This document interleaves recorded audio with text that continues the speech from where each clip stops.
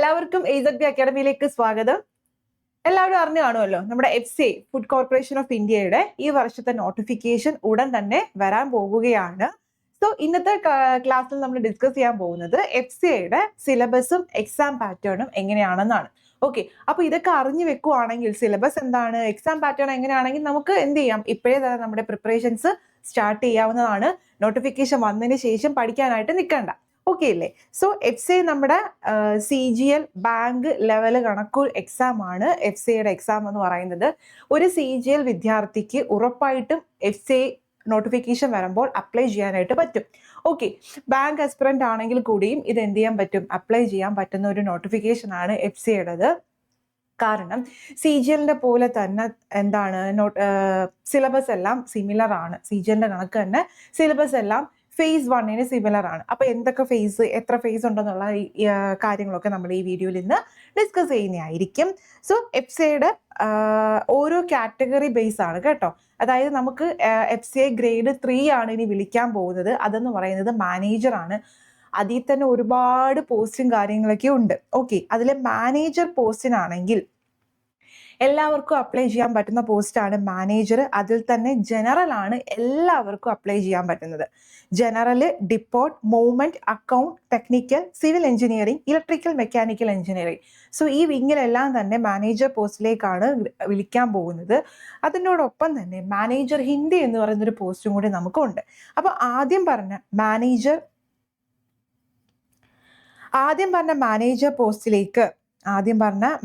പോസ്റ്റിലേക്ക്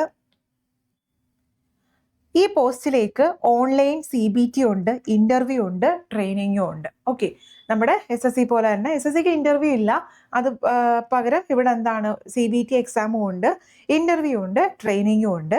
എന്നാൽ manager Hindi പോസ്റ്റിനാണെങ്കിൽ online CBTയും interview ആണ് മാത്രമേ ഉള്ളൂ, ട്രെയിനിങ് ഒന്നും തന്നെ ഇല്ല. അപ്പം ഇതാണ് മാനേജർ പോസ്റ്റ്. 2 പോസ്റ്റാണ്, മാനേജറും ദെൻ ഹിന്ദി. ഈ രണ്ടായിട്ടാണ് വിളിക്കുന്നത്. നമ്മൾ അപ്ലൈ ചെയ്യേണ്ടത് CBT എക്സാമും ഇന്റർവ്യൂ ഉള്ള എക്സാം ആണ്. ചിലവർക്ക് ഇന്റർവ്യൂ എന്ന് പറഞ്ഞൊരു പേടിയായിരിക്കും അല്ലേ? അപ്പൊ അങ്ങനെയുള്ളവർ ഇത് അറിയാതെ ക്യാഷ് കൊടുത്ത് അപ്ലൈ ചെയ്യും, ക്യാഷും പോവും, എക്സാം എഴുതത്തുമില്ല. സോ ഈ കാര്യങ്ങളൊക്കെ ഒന്ന് അറിഞ്ഞിരിക്കുക. ഓക്കെ, ദെൻ ഇതിനകത്ത് CBT എക്സാം തന്നെ phase 1, ഓക്കെ, അതായത് നമ്മുടെ CGL എന്നൊക്കെ പറയുന്ന പോലെ ടയർ 1, അതാണ് നമ്മൾ ആദ്യം നോക്കാൻ പോകുന്നത്.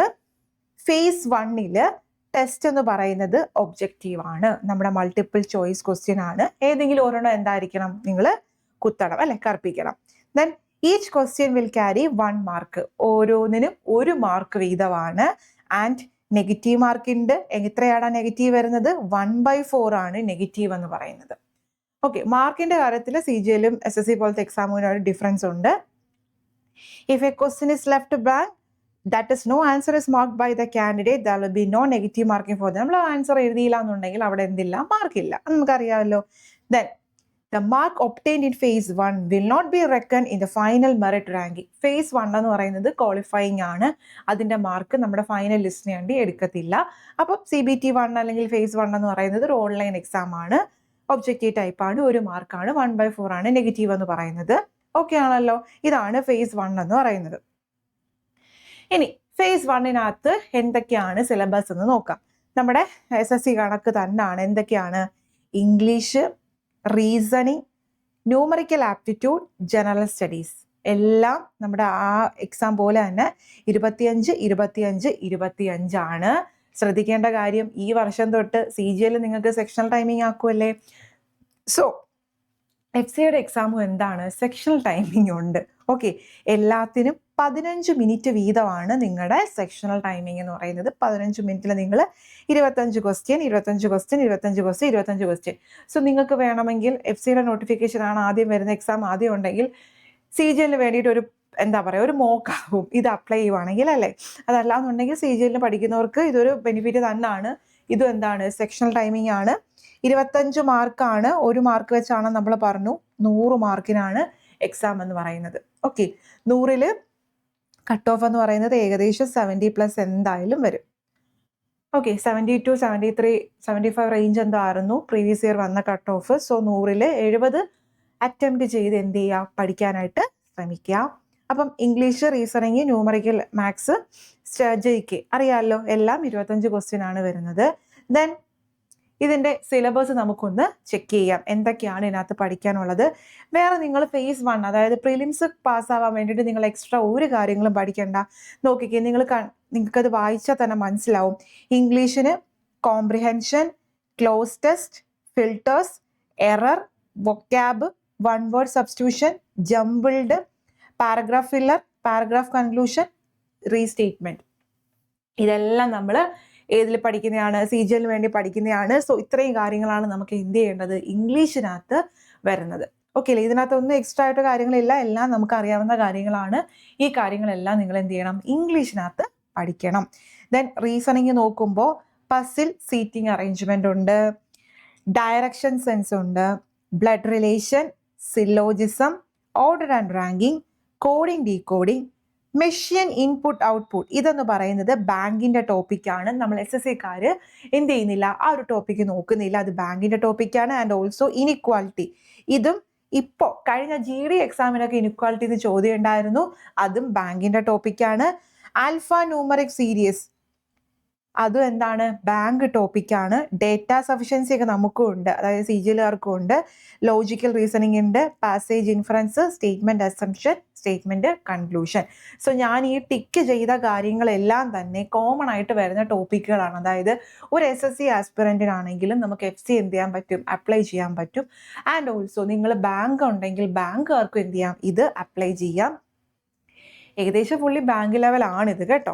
അപ്പോൾ ഇതിനകത്ത് കണ്ട മെഷീൻ ഇൻപുട്ടും inequality, alpha numeric series 3 topic എന്ന് പറയുന്നത് ബാങ്കിന്റെ ടോപ്പിക്കാണ്. സോ അതും കൂടി എക്സ്ട്രാ SSC ആണെങ്കിൽ എന്ത് ചെയ്യണം? പഠിച്ച് വെക്കണം. ഓക്കെ ആണല്ലോ? ഇതാണ് റീസണിങ് അല്ലെങ്കിൽ നമ്മുടെ മെന്റൽ എബിലിറ്റിക്കകത്ത് വരുന്ന പോർഷൻസ് എന്ന് പറയുന്നത്. ഓക്കെ, അപ്പൊ ഇംഗ്ലീഷും റീസണിങ്ങും ആയിട്ടുണ്ട്. ഇനി നമുക്ക് വരാനുള്ളത് മാത്സ് ആണ്. ഓക്കെ, മാത്സിനകത്ത് ഡേറ്റ ഇന്റർപ്രിറ്റേഷൻ നമ്മൾ പഠിക്കുന്നതാണ്. Inequalities, quadratic equation. ഇത് ക്വാഡ്രാറ്റിക് ഇക്വേഷൻ നമ്മൾ ഡീറ്റെയിൽ ആയിട്ട് പഠിക്കുന്നില്ല, ബട്ട് ബാങ്ക് ലെവൽ ആണെങ്കിൽ ഡീറ്റെയിൽ ആയിട്ട് നിങ്ങളത് സോൾവ് ചെയ്യാനായിട്ട് പഠിക്കുന്നുണ്ട്. ദെൻ നമ്പർ സീരീസ് നമ്മൾ പഠിക്കുന്നതാണ്. അപ്രോക്സിമേഷൻ, സിംപ്ലിഫിക്കേഷൻ, ഡേറ്റ സഫിഷ്യൻസി, മിസലേനിയസിനകത്താണ് വരുന്നത് ഇതെല്ലാം. HCF and LCM, profit and loss, simple interest, compound interest, age, work and time, speed, distance and time, probability. എന്ന് പറയുന്നത് SSCക്കാരാണെങ്കിൽ ടയർ 2 ലെവലാണ് പ്രോബിലിറ്റി നമ്മൾ പഠിക്കുക അല്ലേ. Then mensuration, permutation combination, average, ratio, partnership, boat and stream, train, mixed and allegation, pipe and system. നിങ്ങൾ നോക്കിക്കേ, ഇതിൽ ഏതെങ്കിലും ഒരു ചാപ്റ്റർ ഉണ്ടോ നമ്മൾ പഠിക്കാത്തത്? ഇല്ല. അതായത് SSCക്കാർക്കാണെങ്കിൽ എളുപ്പമാണ്, ബാങ്കുകാർക്കാണെങ്കിൽ എളുപ്പമാണ്. ഈ ക്വാഡ്രാറ്റിക് ഇക്വേഷനകത്ത് നമ്മൾ ഡീറ്റെയിൽ ആയിട്ട് SSC പഠിക്കുന്ന ഒരു വിദ്യാർത്ഥി പഠിക്കുന്നില്ല, അത് ബാങ്കുകാർ പഠിക്കുന്നുണ്ട്. സോ അത് മാത്രം എന്ത് ചെയ്താൽ മതി? ഒന്ന് നോക്കിയാൽ മതി. ബാക്കി എല്ലാം സിമിലർ ടു SSC ആണ്. ഓക്കെ, ദെൻ അടുത്തത് ജനറൽ സ്റ്റഡീസ് അല്ലെങ്കിൽ GK ആണ് കേട്ടോ. ജനറൽ നോളജ് ആണ്. ജനറൽ നോളജിനകത്ത് കറണ്ട് അഫയേഴ്സ് ഉണ്ട്, national and international. Current affairs ഇല്ലാത്തൊരു കളിയില്ലല്ലോ അല്ലേ. പിന്നെ നമ്മുടെ GKക്കകത്ത് എപ്പോഴും വരുന്ന എന്തൊക്കെയാ? Geography, history, polity, constitution, economy, എൻവയോൺമെന്റൽ ഇഷ്യൂസ്. അപ്പോൾ ഹിസ്റ്ററി, പൊളിറ്റി, ജോഗ്രഫി, എക്കണോമിക്സ് എല്ലാം തന്നെ ഉണ്ട്. പ്ലസ് എന്തുണ്ട്? കറണ്ട് അഫയേഴ്സും ഉണ്ട്. സയൻസ് വിഷയങ്ങളില്ല അല്ലേ. ഫിസിക്സ്, കെമിസ്ട്രി ഒന്നും ഇതിനകത്ത് പറയുന്നില്ല, ബട്ട് കറണ്ട് അഫയേഴ്സ് നമ്മൾ ചെക്ക് ചെയ്യുമ്പോൾ സയൻസ് ഒക്കെ കയറി വരാറുണ്ട് അല്ലേ. ഫിസിക്സ്, കെമിസ്ട്രി, ബയോളജിയൊക്കെ എന്താ കയറി വരാറുണ്ട്. ഓക്കെ, അപ്പോൾ എന്താണ്? ജനറൽ സ്റ്റഡീസിന് ഇത്രയും കാര്യങ്ങളൂടി നോക്കണം. അപ്പോൾ സിലബസ് മനസ്സിലായി കാണുമല്ലോ. QA ഉണ്ട്, റീസണിങ് ഉണ്ട്, ഇംഗ്ലീഷ്, ദെൻ GK. ഈ 4 നമ്മൾ കോമൺ ആണ് for phase 1. Okay, phase 1 first ടയറിന് ഈ 4 നമ്മൾ പഠിച്ച് വെക്കേണ്ടത്. ഓക്കെ ആണല്ലോ. ഇനി നമുക്ക് നോക്കാം. ഇനി എന്താ ഇതിനകത്ത്? ഞാൻ പറഞ്ഞു ഇത് കുറേ കോഡാണ്. അതായത് ഒരു പോസ്റ്റ് കോഡുണ്ട്. ഈ ഒരു എക്സാമിൽ തന്നെ പല പോസ്റ്റ് കോഡുണ്ട്. പോസ്റ്റ് കോഡ് A തൊട്ട് H വരെയാണ് നമുക്കുള്ളത്. അതിലിവർ പറയുന്നത് candidate applying four post having DEFG, അതായത് ഈ ഇത്രയും post DEFG will appear in paper 1 to be followed by paper 2. അതായത് പേപ്പർ 1നും ഉണ്ട്, പേപ്പർ 2 ആർക്കുണ്ട്? ഈ DEFG. അത് ഏതൊക്കെ പോസ്റ്റാ? Manager account, manager technical, civil engineering, electrical mechanical engineering. ഈ 4 ഓപ്റ്റ് ചെയ്യുന്നവരാണെങ്കിൽ പേപ്പർ 1ന്റെ കൂടെ തന്നെ നിങ്ങൾ എന്തു എഴുതണം? പേപ്പർ 2 എഴുതണം. ശ്രദ്ധിക്കേണ്ട കാര്യം ഇതെന്ന് പറയുന്നത് സെക്കൻഡ് ടയറിലെ ഫേസ് 2ന്റെ കാര്യമാണ് ഇത് പറയുന്നത്.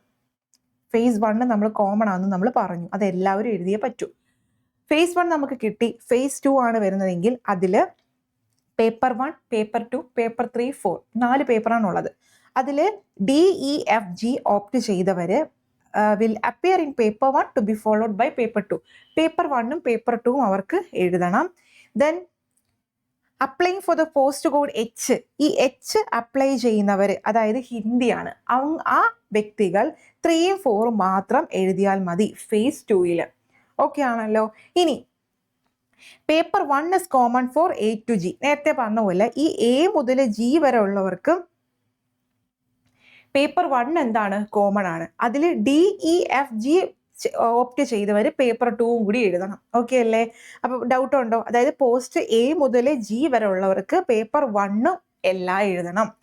ഇനി DEFG ഓപ്റ്റ് ചെയ്തവർ പേപ്പർ 2ഉം കൂടി എന്ത് ചെയ്യണം? ഫേസ് 2ൽ എഴുതണം. അതാണ് ഇവിടെ പറയുന്നത്. And post H, post code H ഏതാടാ? മാനേജർ ഹിന്ദിയാണ്. ആ പോസ്റ്റ് ചെയ്തവർക്കാണെങ്കിൽ പേപ്പർ 3ഉം പേപ്പർ 4ഉം ആണ് എന്ത് ചെയ്യേണ്ടത്? അവർ എഴുതേണ്ടത്. ഓക്കെ ആണല്ലോ? ക്ലിയർ ആണല്ലോ? ഇനി ഫേസ് 2ന്റെ പേപ്പർ 1ഉം പേപ്പർ 2ഉം 3ഉം 4ഉം പറഞ്ഞില്ലേ, അതെന്താന്ന് ജസ്റ്റ് ഒന്ന് നോക്കാം. പേപ്പർ 1ന് ഡ്യൂറേഷൻ 90 മിനിറ്റ് ആണ്, 120 മാർക്കിന്. 120 മാർക്കിന് 120 multiple choice questions of general aptitude. നമ്മൾ നേരത്തെ പറഞ്ഞ reasoning, data, computer, GA, management and current affairs for the post of manager. ഏതൊക്കെയാ? General, depot, movement, account, technical, civil, electrical, mechanical engineering. നേരത്തെ നമ്മൾ പറഞ്ഞില്ലേ, ഇത് ഇവിടെ വരെയുള്ളവർക്ക്, ഈ ഇത്രയും പോസ്റ്റ് അപ്ലൈ ചെയ്തവർക്ക് പേപ്പർ 1 എന്ന് പറയുന്നത് കോമൺ ആണെന്ന് പറഞ്ഞു. അതിനകത്ത് ഏതൊക്കെയാ വരിക? നമ്മൾ ഫേസ് 1ൽ പറഞ്ഞ പോലെ തന്നെ റീസണിങ്, മാത്സ്, ഡേറ്റ, കമ്പ്യൂട്ടർ ഉണ്ട് കേട്ടോ. അതിനകത്ത് ഫേസ് 1നകത്ത് കമ്പ്യൂട്ടർ ഇല്ലായിരുന്നു, ഇതിനകത്ത് കമ്പ്യൂട്ടർ ഉണ്ട്, GA ഉണ്ട്, then management and current affairs ഉണ്ട്. ഓക്കെ, അത്രയും കാര്യങ്ങളാണ് നമ്മൾ ഇതിനകത്ത് പേപ്പർ 1നകത്ത്. പേപ്പർ 1 എന്ന് പറയുന്നത് A to G വരെയുള്ളവർക്ക് കോമൺ ആണ്. 120 ക്വസ്റ്റ്യൻ, 120 മാർക്ക്, 90 മിനിറ്റ് ആണ്. ദെൻ അടുത്ത പേപ്പർ 2. പേപ്പർ 2 പറഞ്ഞു ആർക്കൊക്കെയാണ്? DEFG. ആ 4 പോസ്റ്റ് അപ്ലൈ ചെയ്തവർക്കാണ് പേപ്പർ 2. അതെന്ന് പറയുന്നത് 60 മിനിറ്റ് 120 ക്വസ്റ്റ്യൻ ആണ്.